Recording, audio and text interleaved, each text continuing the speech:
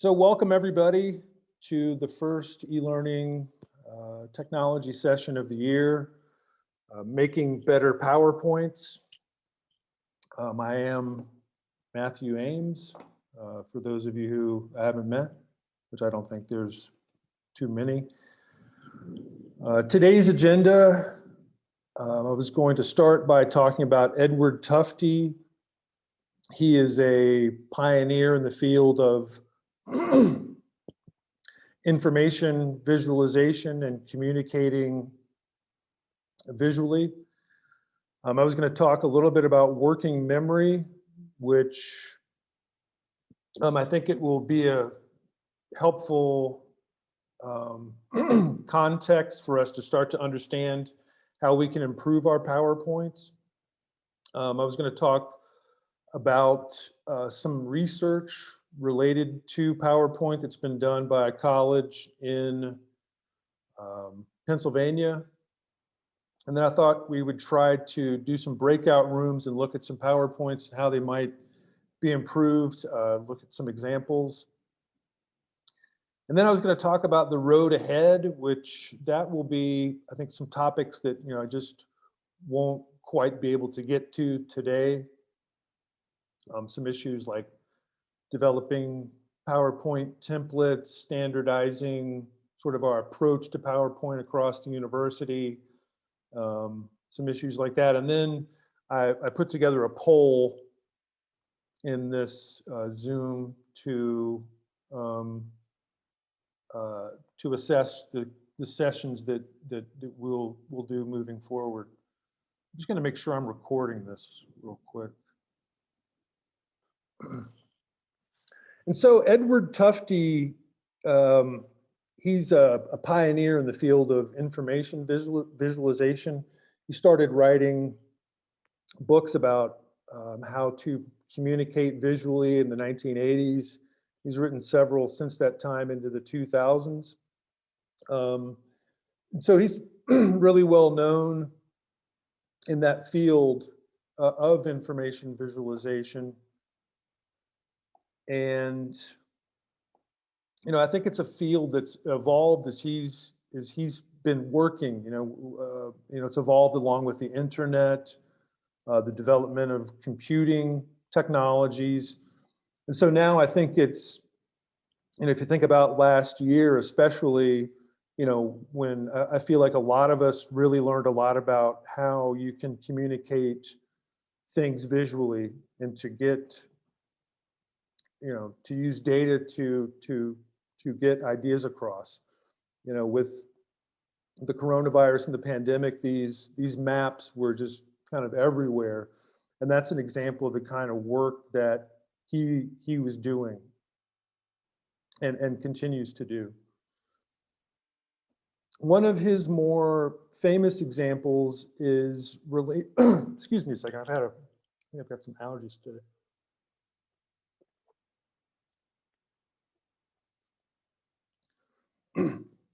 One of his more famous examples is related to the Space Shuttle Challenger, which it was a NASA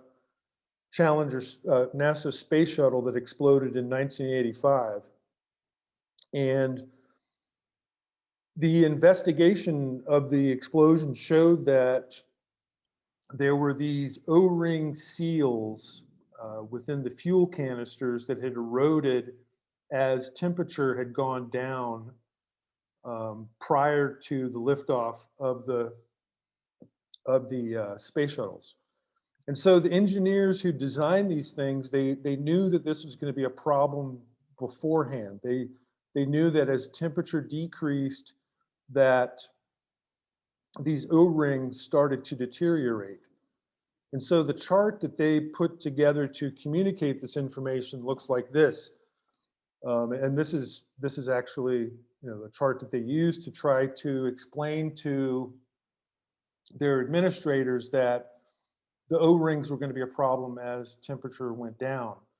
And Tufte, when he looked at this presentation, saw that the NASA engineers weren't presenting the information in a way that really allowed them to get their point across, and that it was confusing in the way that it had been presented. And so he took the information and put it into this table with a column for the flight, the different flights, the date, temperature, erosion incidence, damage index. And I think even, without, an understanding of O-rings and temperature, you can clearly see that as temperature goes down, 53 degrees is a damage index of 11, 57.4. And then as the temperature goes up, you see less and less of these issues. And so his argument here was that if the engineers had taken their initial data, which he thought was confusing, and made it more presentable, that there could have been the chance that the tragedy of the Challenger exploding could have been avoided.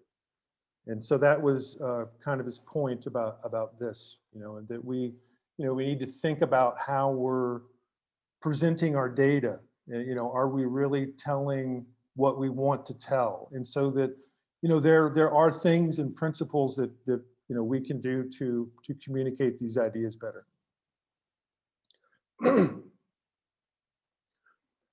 And so now I just want to start talking about working memory a little bit. I think it'll be it's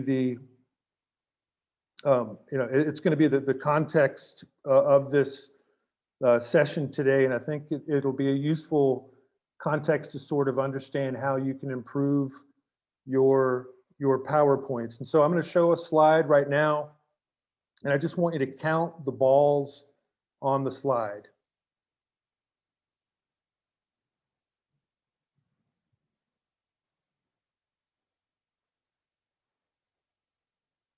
Okay, so I think that was, you'll see that was, yes, 11 slides. Okay, and now I want you to count the balls on this slide.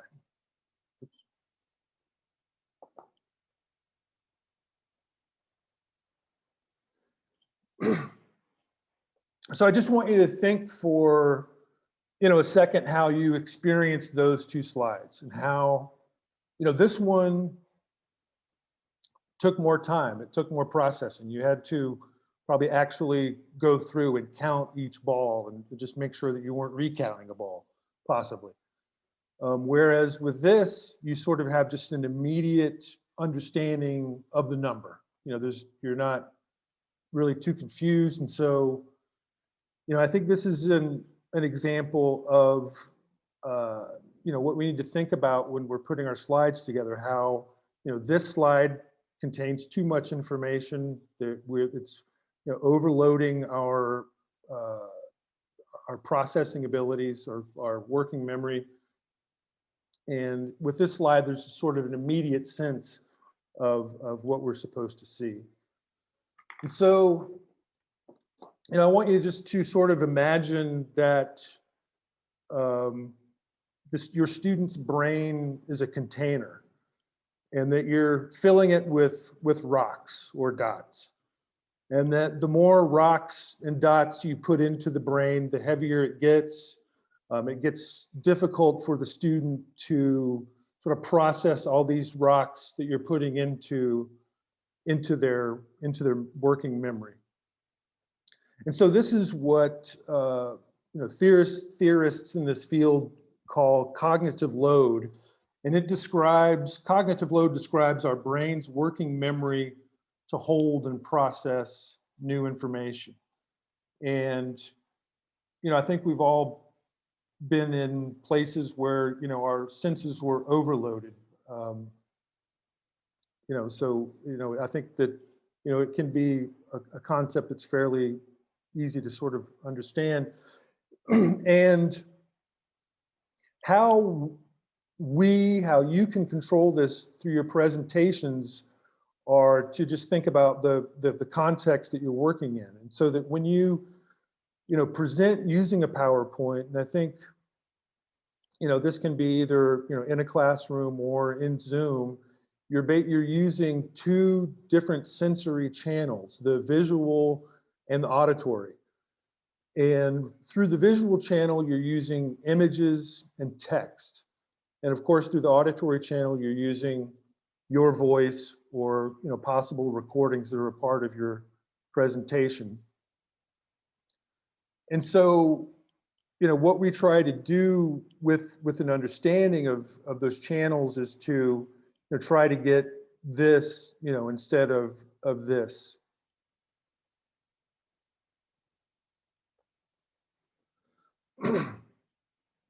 And so I'm just going to talk about some of the research that was done at Muhlenberg College about what students don't like about faculty PowerPoints.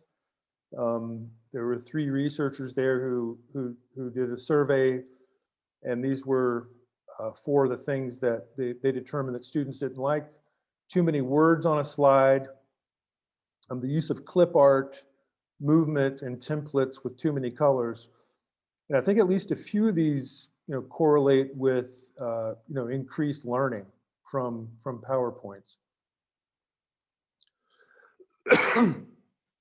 And so I think if you, look at this slide and think about it within the context of what we were talking about with working memory and the 11 dots on the screen, and not just, the 5, and just imagine that, there's a presenter who's presenting this slide. Maybe they're talking, and so that someone in the audience is sort of listening.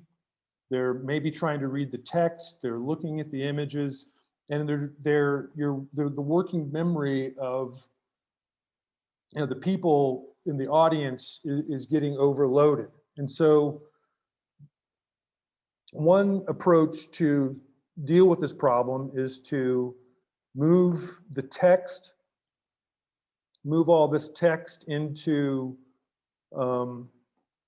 this notes field, which is a field just underneath your PowerPoint slides down here, so that you can just sort of shift this text here and spread the image across the entire PowerPoint screen, and so that when you're presenting, you're not overloading your audience. They're able to sort of look at this interesting image while you're talking, and so that you sort of limit the cognitive load that way by not having so much information coming at them from different channels.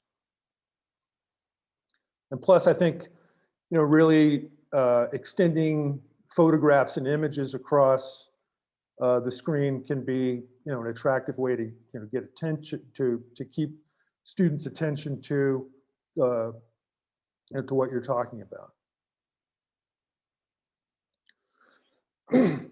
And just as an example, cerebrovascular lesion. I'm not going to pretend that I know what any of this is exactly, but I thought I would use a medical example. So for example, something like this, you can extend the image across the PowerPoint so that that is, all that the students see while you're talking and explaining what it is that they're looking at. Instead of having this competing text and image and voice, you actually, I think, improve the presentation by, making the image bigger, making it easier to see, and just sort of, limiting those sensory channels also, so that you're reducing cognitive load. And I also think that even, a title, say this VHL title, it isn't necessary, because you could just introduce what this image is.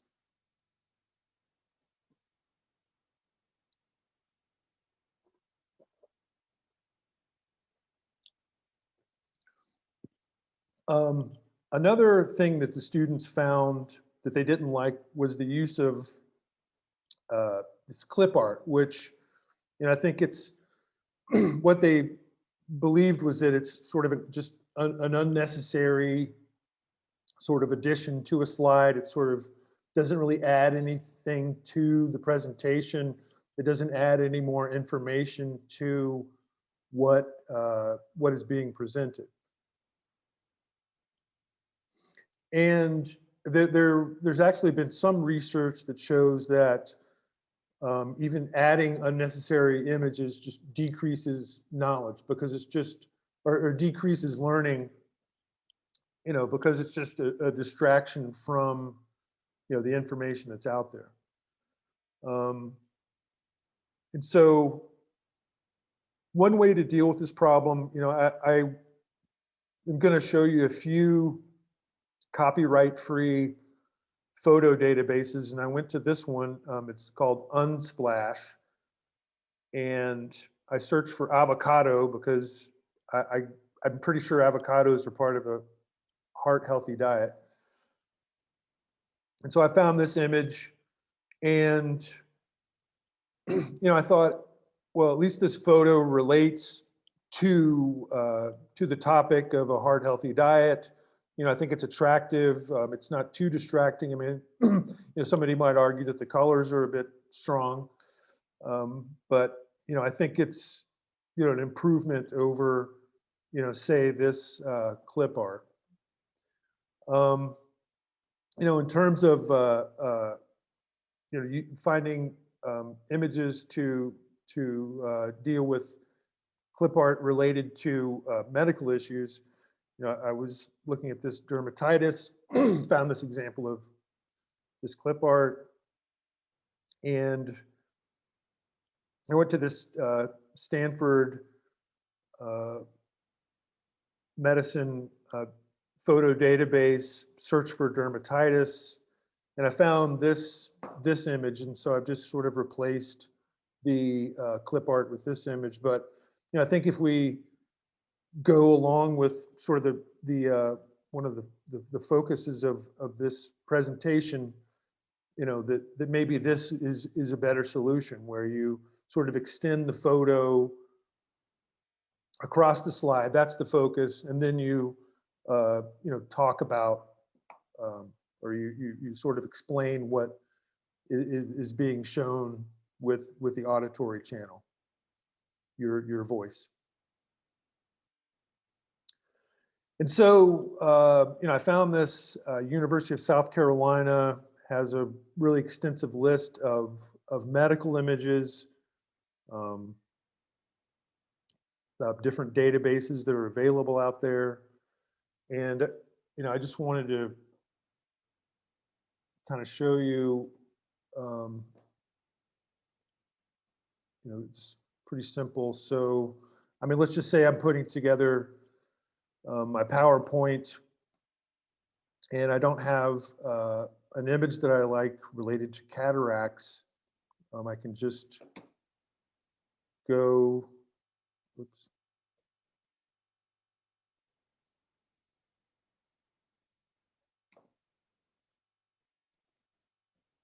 Sorry, just 1 second. This is it. And so that I can just go to this Stanford medicine database of images, search for the cataracts.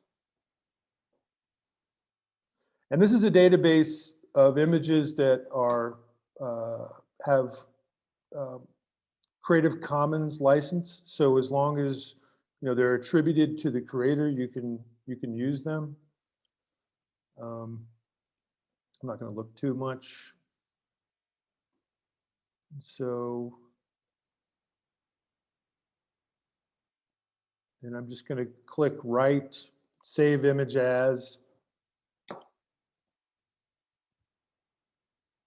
and save it to my desktop.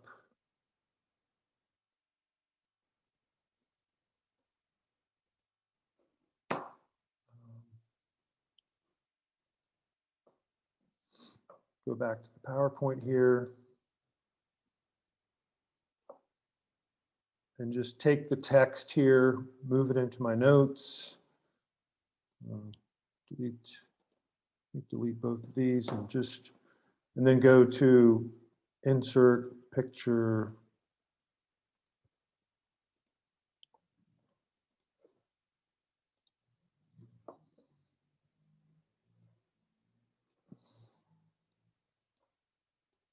And then just expand that, across.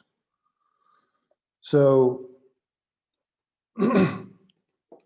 so that's just, kind of a straightforward way to go from, all text page to, having an image and having some text to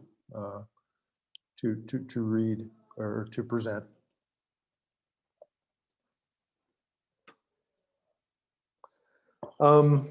The next thing that the students didn't like were animated text, which, again, if you think about the model of working memory, I think something like this is just, just distracts from the information. It's not adding to,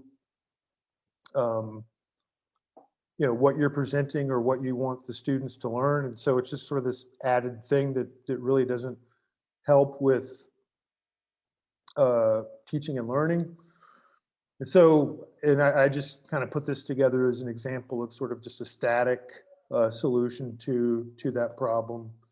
I think I might have added this green and blue and yellow colors into these countries if I'd have thought about it a little bit more. But I think that's one approach to not using animations.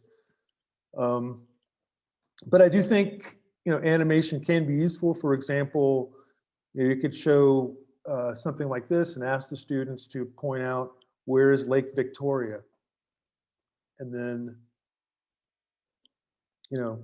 voila, you can show them where Lake Victoria is. Or if you're asking students to or if you're pointing out where a brain tumor is, you could use an animation that way too. So I do think it does have its uses, in directing attention to what it is that you're talking about in your presentation. Another thing that the students didn't like were overly colorful templates, which I think if you look at this slide, it's sort of has a lot of competing colors. I feel like maybe your eye doesn't know exactly where to go. Does it go to the green or the red or the yellow? And so it's sort of jumping around, not knowing exactly what to do. And I think, this is kind of an extreme example of, overloading the working memory.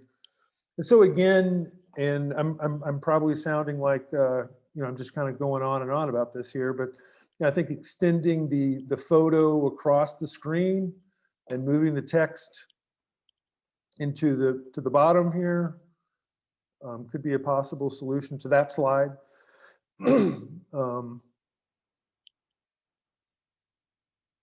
So that again, and really, I think just what might be the best solution would be just to extend the picture across the whole slide and just talk over it, so that the students can easily see what it is that you're talking about. And so that's the list of the 4 things that students didn't like about PowerPoint. Sorry, I'm just going to check on the time.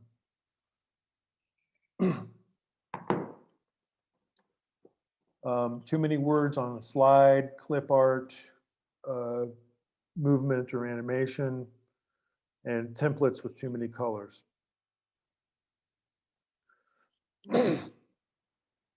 Now, some of the things that the students did like about faculty PowerPoint slides were graphs that increase understanding of content, bulleted lists, PowerPoints that can help you to help structure lectures, and verbal explanations of pictures and graphs that help more than written clarifications.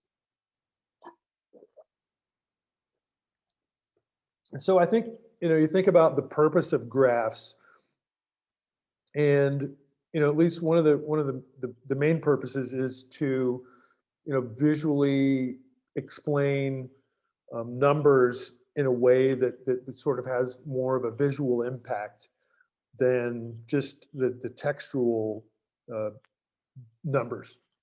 And so, for example, if you had this slide where you're trying to show the 5 most populous countries in Europe, you could, create one of these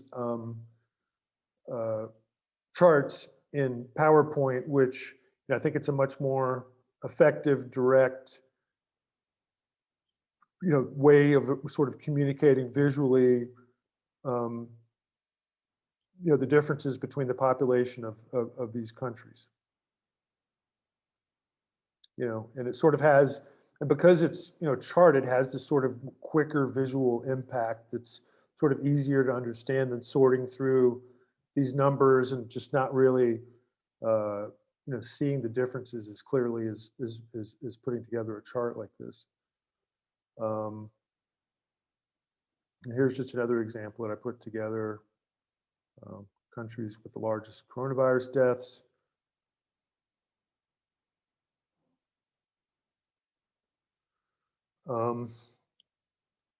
So I just wanted to show you just a quick example of how you can do that. Just go up to Insert here, Chart, and I'm just going to do a 2D column.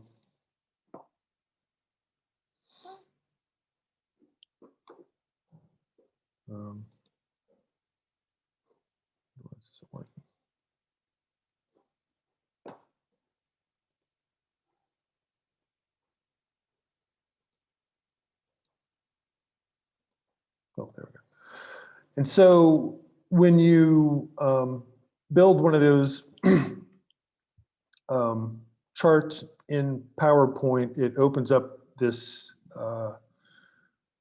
Excel. And so I'm not going to go through every step here, but I just want to kind of show you a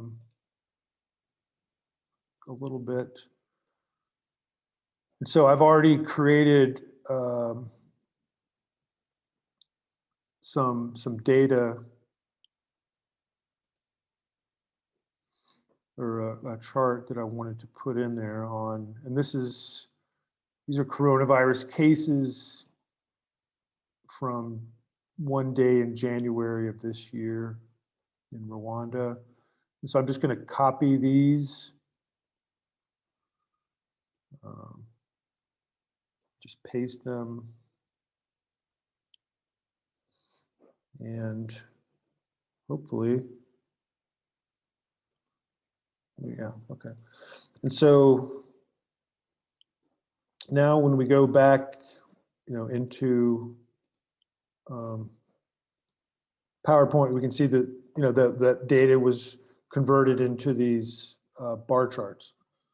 And to make them a little wider, you can select the chart and go here to Format, and then widen the gap a little, or decrease the gap a little bit.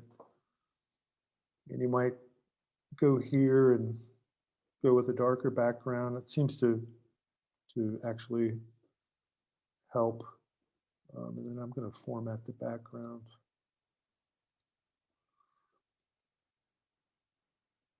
So,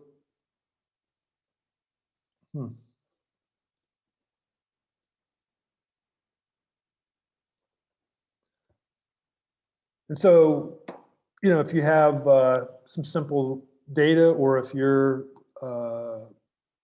really good at Excel, you could do some interesting things on communicating, maybe some numbers and data in an effective way, I think, using that tool.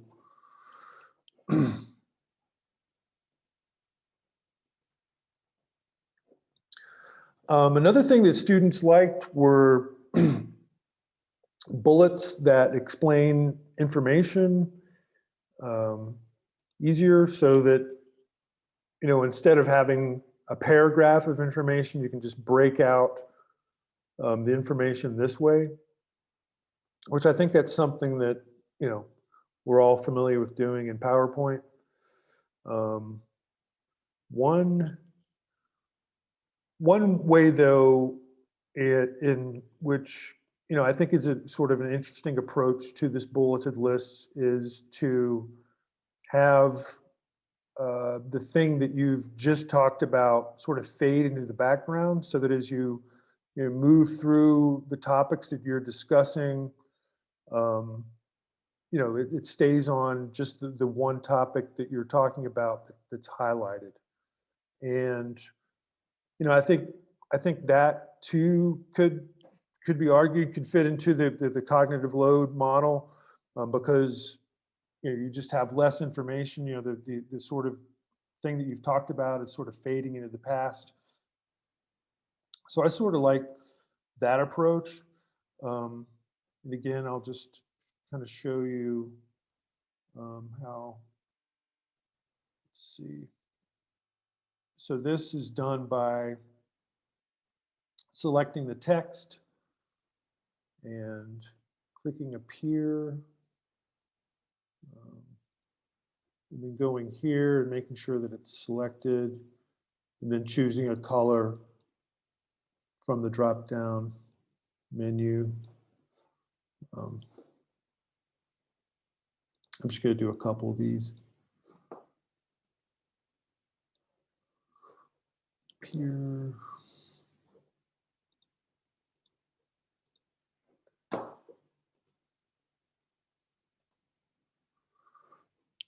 And so you can see that, you know, that's kind of straightforward. I honestly haven't read a lot of research on this approach, but I've seen it used, and I think it kind of makes sense in terms of you know, limiting that cognitive load.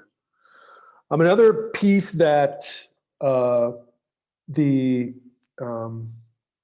students liked was how PowerPoint could be used to help organize lectures. And I think this is really like a pretty huge topic. You know, I don't know. I think everybody probably has their own approach to how they organize their PowerPoint presentations. You know, one of the things that I like to use is this tool, the slide sorter, and that's what this is an image of, where you can sort of organize each of the sections of your presentation, and it's sort of, you know, just kind of a visually helpful way to see the slides, and, you know, maybe rearrange them within this format if you have to. So I think that's a tool within PowerPoint that could be really, really helpful. And the way that you start putting that together is by just clicking in between the slides, and clicking right, and you can just add another section.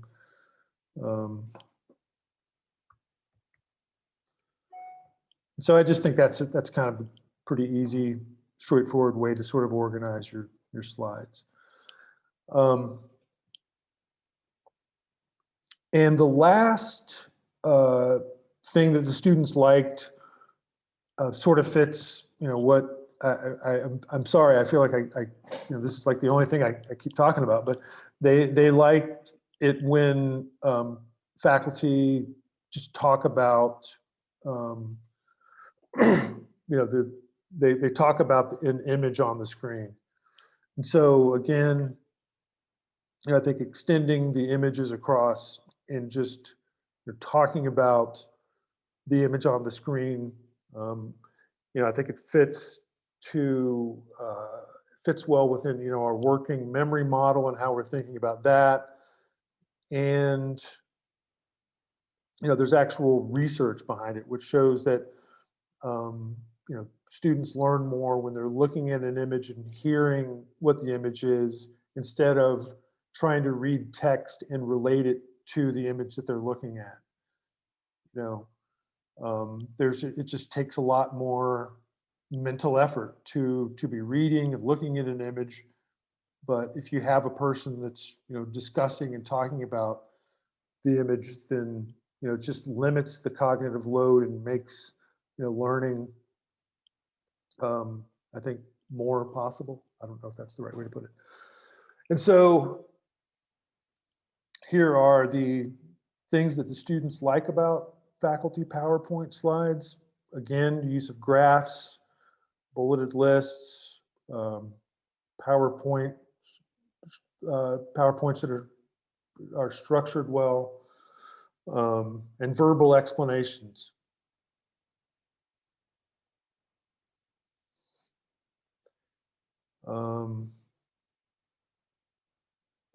And a lot of the things that I've just been describing relate back to, I think, research on learning, and a couple of the things I wanted to mention here, that the students, when the students are given the PowerPoints before class, that they've showed that there was an increase in learning there. And if students have time to take notes during class, if, say, the professor pauses during the lectures, that's been shown to increase learning. I'm not going to talk about these other topics because I feel like we've already covered them.